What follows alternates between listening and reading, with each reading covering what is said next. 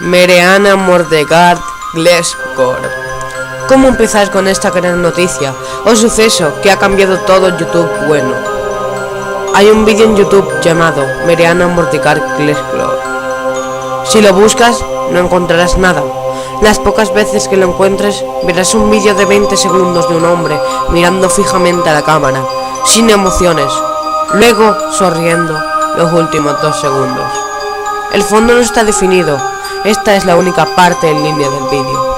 El vídeo completo dura 2 minutos y fue removido por YouTube luego de que 153 personas que lo vieron se sacaran los ojos y lo enviaran a las oficinas de YouTube en San Bruno.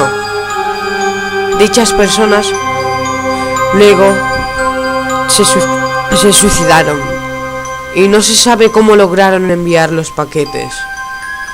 Y había una inscripción con críptica en sus brazos que aún no ha sido descifrada.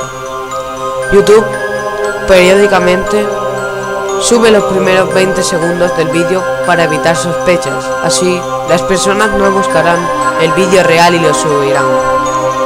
El vídeo en sí fue visto por un miembro de staff de YouTube que comenzó a gritar luego de 45 segundos.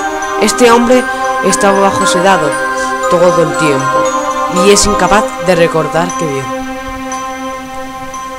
Las otras personas que estaban en el mismo cuarto que él lo vieron y apagaron el vídeo por él, diciendo que solo podían oír el sonido de un taladro. Ninguno se atrevió a mirar a la pantalla. Nunca se halló quién subió el vídeo y la dirección IP de este era inexistente y el hombre del vídeo jamás fue identificado. Aquí traigo el vídeo. Yo no me atreví a verlo, ya que tan solo tengo 13 años. Pero si alguno de ustedes quiere verlo o buscar el vídeo completo, que sea bajo de su absoluta responsabilidad.